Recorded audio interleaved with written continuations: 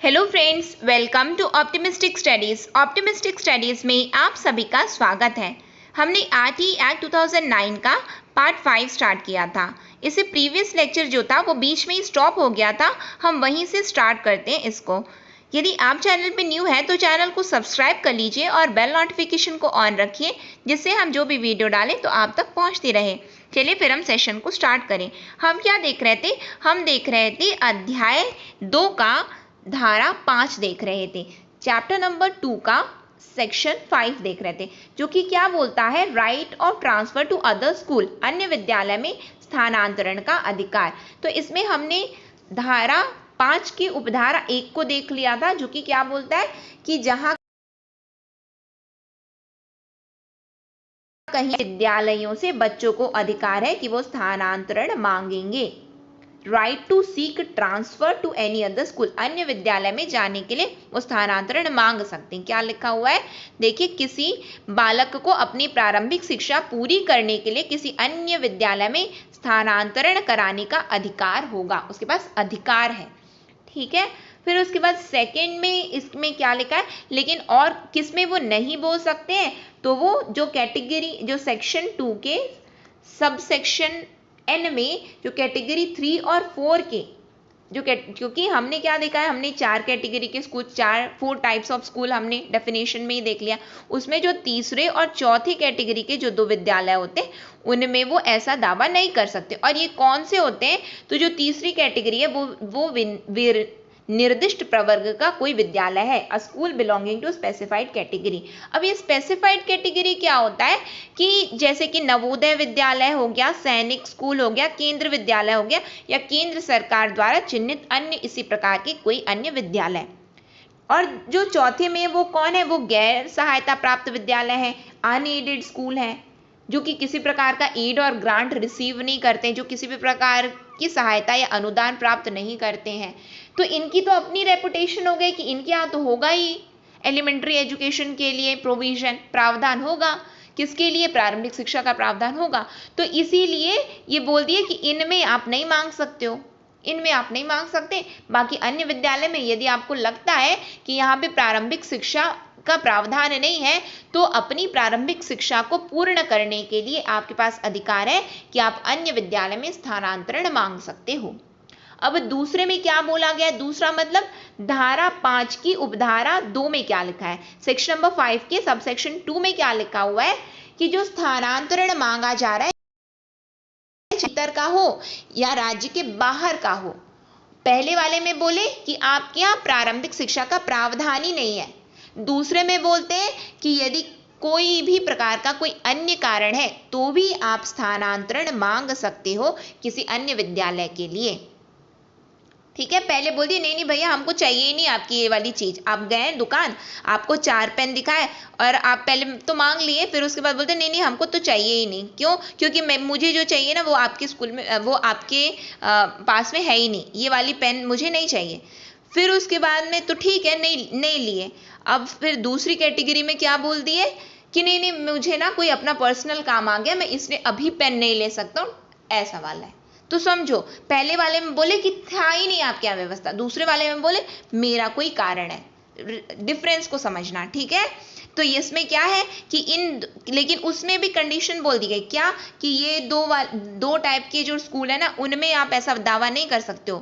क्यों? क्योंकि उनके यहाँ तो ऑलरेडी है, उनके लिए ये बाध्य नहीं है कि वो दे रहे हैं या नहीं दे रहे हैं। ठीक है, तो ये वाले नियम उनमें लागू नहीं होते हैं, ये नियम इनके में लागू नहीं होंगे।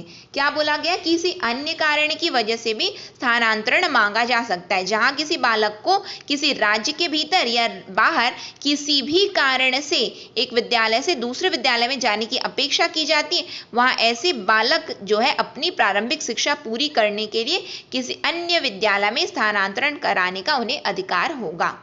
अभी मांग रहे हैं तो बोला गया जो स्कूल के जो हेड टीचर होंगे या फिर इंचार्ज होंगे स्कूल को, वो तुरंत सर्टिफिकेट, क्या लिखा हुआ है कि जो विद्यार्थी, जो बालक अपना स्थानांतरण मांग रहे हैं ऐसे विद्यालयों जहां पे उन्होंने अंतिम बार प्रवेश लिया था, तो प्रधान अध्यापक होंगे या भार साधक होंगे, वे तुरंत स्थानांतरण प्रमाण पत्र जारी करेंगे। वे तुरंत स्थानांतरण प्रमाण पत्र जारी करेंगे।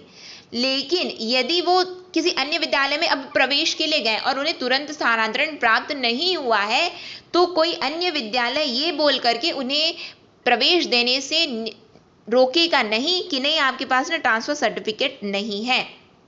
इसका मतलब ये हुआ कि विदाउट एनी ट्रांसफर सर्टिफिकेट भी वो प्रवेश ले सकते हैं, उनके पास अधिकार है।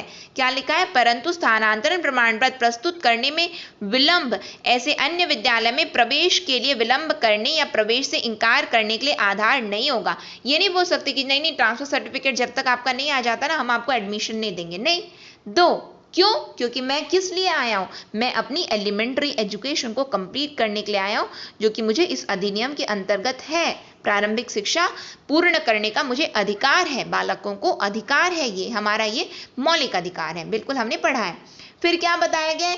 ऐसे प्रधान अध्यापक या फिर जो भार साधक हैं, हेड टीचर और इंचार्ज, जो कि तुरंत इशू नहीं करते ट्रांसफर सर्टिफिकेट, उनके खिलाफ डिसिप्लिनरी एक्शन लिया जाएगा।